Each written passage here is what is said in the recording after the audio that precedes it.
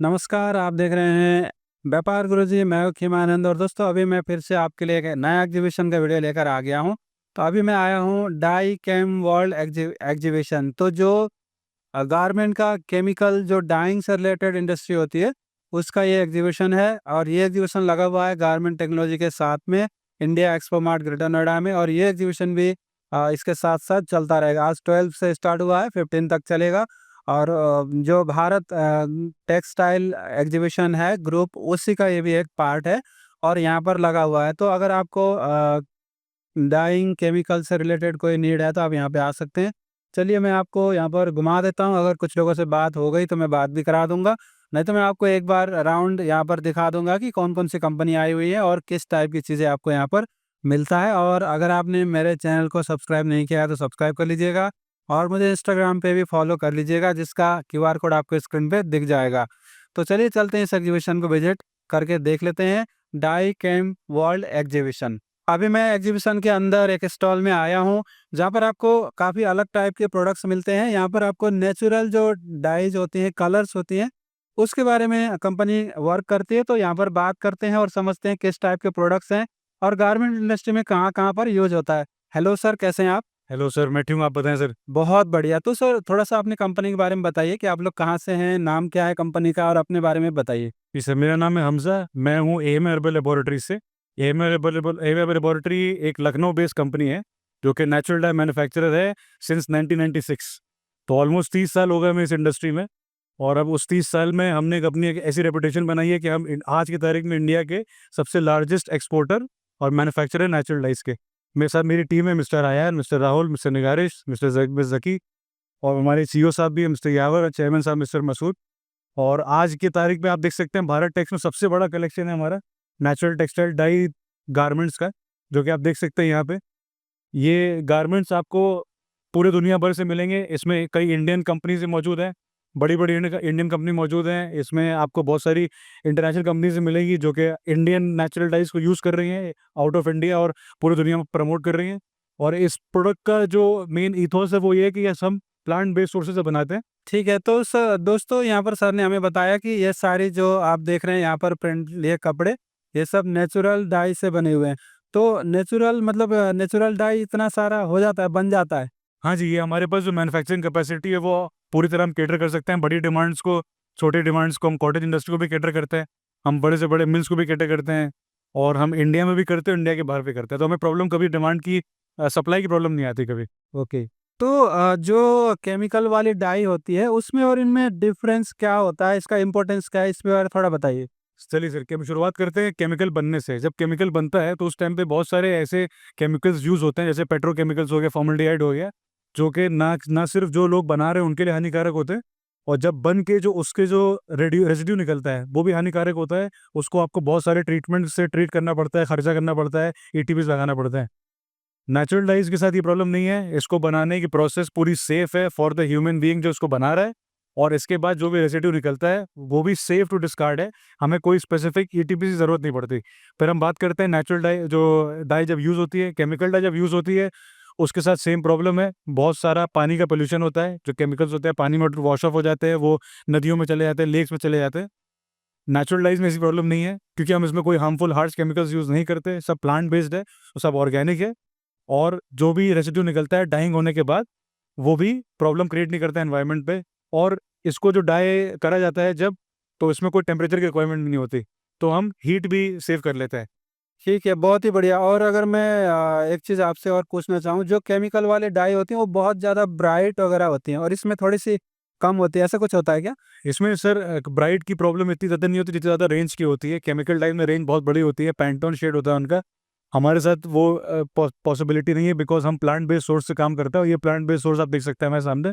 तो इसीलिए जो चीज़ पॉसिबल है नेचर से, और जो चीज़ ऐसी पॉसिबल है जो कि हम इंडस्ट्री को दे पाएँ। वैसे तो नेचुरल कलर तो आप हर तरीके से यूज़ कर सकते हैं, हर तरीके से यूज़ कर सकते हैं, लेकिन हम वही यूज़ करते हैं जो कि हमारे लिए पॉसिबल है सप्लाई करना। तो हमारे पास सेट डाइज़ हैं, उनके सेट शेड्स हैं। उसमें कुछ थोड़े ब्राइट हैं, जैसे ये हो गया, कुछ थोड़े डार्क हैं, जैसे ये हो गया। पॉसिबिलिटी है, बट कंपैरिज़न एग्ज़ैक्ट नहीं हो सकता। ठीक है, बहुत ही बढ़िया। बट कहते हैं कि हमें ज़्यादा डार्क कपड़े, मतलब सिर्फ डार्कनेस पे नहीं जाना चाहिए, उससे आगे के जो नुकसान हो रहा है उसे भी देखना चाहिए। तो दोस्तों जो बहुत डार्क कपड़े बनते हैं, केमिकल जो डाइंग होती है उससे बहुत नुकसान होता है। और ऐसा ही भी कहते हैं कि जो मतलब उसमें जो वर्कर काम करते हैं उनके हेल्थ पे बहुत ज़्यादा इफेक्ट पड़ता है। हाँ, जो जो लोग डाई करते हैं, अगर वो केमिकल डाई यूज़ कर रहे हैं, तो उनको प्रॉब्लम हो सकती है उस टाइम पे कंडीशंस पे, कि वो कंडीशंस उनके लिए हार्मफुल हो सकते हैं। कोई भी बहुत सारे केमिकल्स हार्श होते हैं, ग्लव्स की ज़रूरत होती है, दिस एंड दैट। बट हमारे साथ प्रॉब्लम नहीं होती, कोई भी नेचुरल डाई यूज़ कर रहा है, लोग हाथ से भी डाई कर लेते हैं। बहुत सारे लोग हैं पूरे इंडिया में, पूरे भारत में, जो कि हाथ से डाई कर रहे हैं, उनको भी प्रॉब्लम नहीं आई, कोई केमिकल्स यूज़ नहीं करते। तो ये फ़ायदा हमें लगता है नेचुरल डाइज़ का। बहुत ही बढ़िया, और हर तरीके के गारमेंट में आपका ये काम कर जाता है। हाँ जी, ये आप जो कोई भी नेचुरल फाइबर हो, कॉटन हो, विस्कोस हो, और कोई भी सेलुलोज़िक फाइबर हो, जैसे कॉटन हो गया, लिनेन हो गया, ये पॉसिबल है। उसके बाद आप प्रोटीन फाइबर्स की बात करें, वूल हो गया, सिल्क हो गया, इससे पॉसिबल है। कुछ-कुछ डाई सिंथेटिक फाइबर से पॉसिबल है, बट हर तरीके की डाई पॉसिबल नहीं है उसपे। नेचुरल फाइबर के साथ बेस्ट काम करती है नेचुरल डाई। ठीक है, बहुत ही बढ़िया। तो दोस्तों हमने यहाँ पर बहुत सारी चीज़ समझा, सैंपल भी देखा। अब हम देखते हैं कि ये बनता कैसे है। तो सर आपने यहाँ पर कुछ प्रोडक्ट रखा हुआ है, तो इससे हमें बताइए कि ये डाई बनता कैसे? नेचुरल तो है लेकिन कैसे है? हाँ जी, तो जैसे फॉर एग्ज़ाम्पल हम इसकी बात करें, ये इंडिगो है, इसको कहते हैं नील। नील की खेती हमारे भारत देश में बहुत सालों से होती आ रही थी।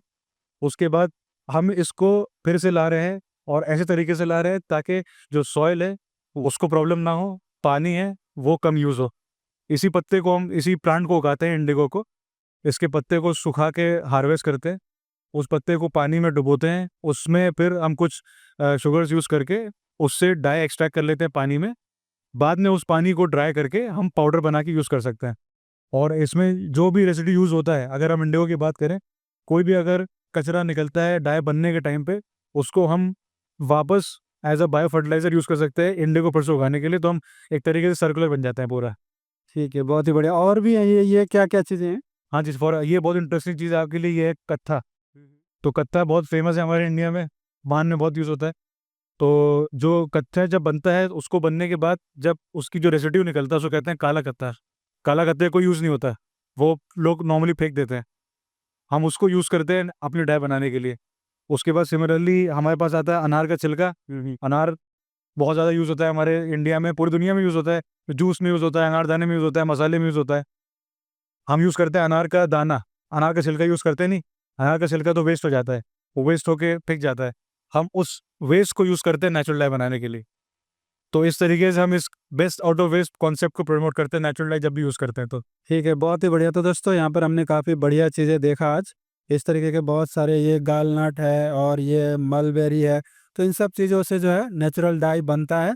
तो यहाँ पर जो है दोस्तों, आप कंपनी का वेबसाइट देख रहे हैं, इसके बारे में ज़्यादा जानकारी जानना चाहते हैं तो आप कंपनी के वेबसाइट पे जाएँ और वहाँ से आपको सारी जानकारी मिल जाएगी। और कंपनी फैक्ट्री वगैरह आपका लखनऊ में है? हाँ जी, हम लखनऊ बेस्ड हैं। 1996 से हमारी कंपनी बनी थी, और हमारी फैक्ट्री भी लखनऊ बेस्ड है। हम वहीं से मैन्युफैक्चर करते हैं और पूरी दुनिया में सप्लाई करते हैं। ठीक है, बहुत ही बढ़िया। तो दोस्तों अगर आप लोग मिलना चाहते हैं यहाँ पे आकर के, तो यहाँ सर से मिल सकते हैं। और उसके बाद ज़्यादा जानकारी चाहिए तो आप कंपनी के वेबसाइट पे विजिट करके जानकारी ले सकते हैं। आप चलते हैं नेक्स्ट स्टॉल की तरफ। यहाँ पर देख सकते हैं दोस्तों, एक कंपनी है रेजिल साइंस फॉर चेंज। तो ये किस टाइप के प्रोडक्ट बनाते हैं आप देख सकते हैं, बायो वेस्ट सिलिकॉन्स और D4 सिलिकॉन्स। तो इस तरीके के जो प्रोडक्ट्स होते हैं वो आपको इस एग्जीबिशन में देखने को मिलते हैं। तो यहाँ पे आप देख सकते हैं जो कपड़े वगैरह हैं, इनमें जो डाइंग करी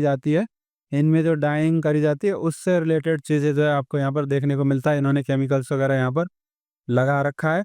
तो इस तरीके से यहाँ पर ज़्यादातर प्रोडक्ट देखने के लिए कुछ नहीं है, क्योंकि जैसे कल वाला एग्जीबिशन था इंडिया एनर्जी सोर्सिंग एग्जीबिशन, उस टाइप का ही ये भी आपका है।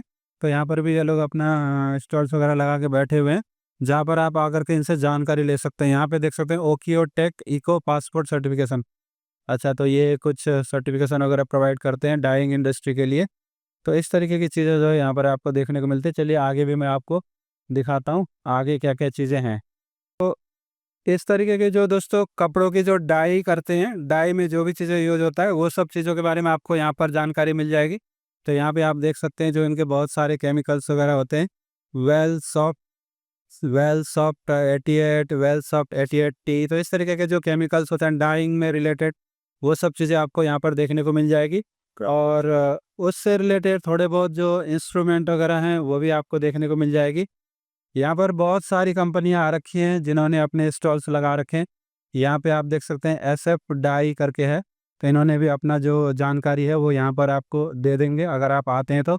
इसी तरीके से यहाँ पर आपको बहुत सारी चीज़ें देखने को मिल जाएगी। यहाँ पे भी रिमोट यहाँ पे भी कुछ ये प्रोडक्ट्स वगैरह लेके आए हुए हैं, मल्टीपल फाइबर DW। तो ये colour matching system for dye soft, इनसे भी बात कर लेते हैं, देखते हैं क्या ये बताते हैं। तो यहाँ पर एक कंपनी है दोस्तों, ये आप देख सकते हैं प्रीमियर कलर स्कैन इंस्ट्रूमेंट। तो ये क्या करते हैं, ये अलग अलग तरीके के मशीन्स बनाते हैं। तो यहाँ पे आप देख सकते हैं वोल्टेक्स M6 है, इस तरीके के जो अलग अलग मशीन्स हैं वो इंस्ट्रूमेंट इनके पास आपको मिल जाएंगे।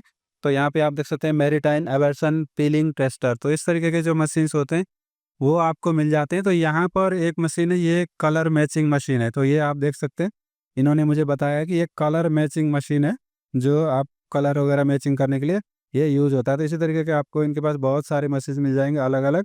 यहाँ पर जो है इनके पास वॉशिंग मशीन भी है। तो ये वॉशिंग मशीन है, आप यहाँ पर देख सकते हैं रिमूव द शेपिंग ब्रश।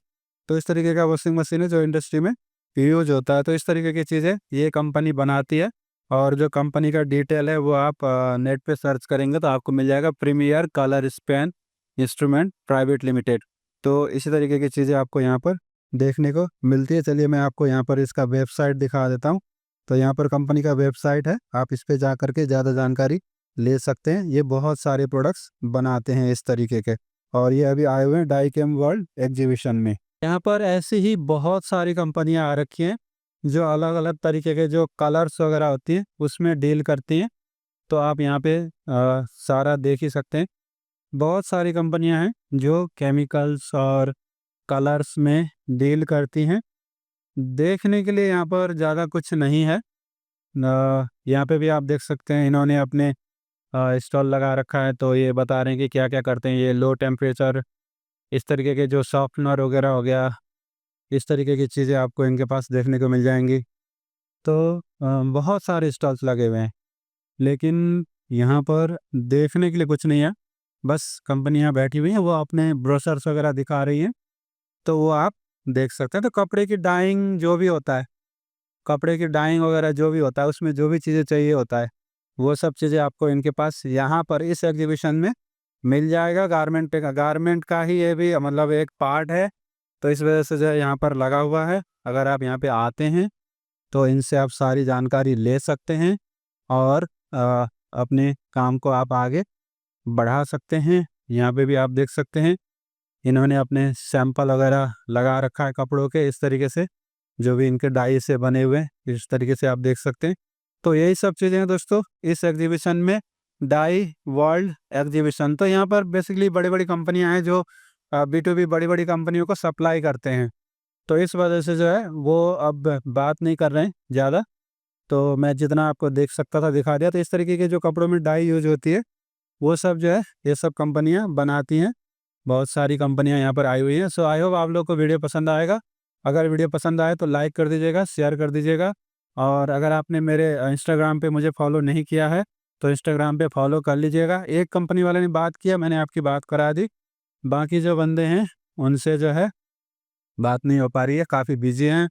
और बड़ी-बड़ी कंपनियाँ बेसिकली ये कंपनियों को ही सप्लाई करती हैं, इसलिए जो है ये लोग बात नहीं कर रहे हैं। तो अब यहाँ पे देख सकते हैं dye house one stop solutions, तो ये भी अलग-अलग डाई प्रोवाइड करते हैं। तो इस तरीके की चीज़ें मिल जाएगी। Thank you for watching, bye bye.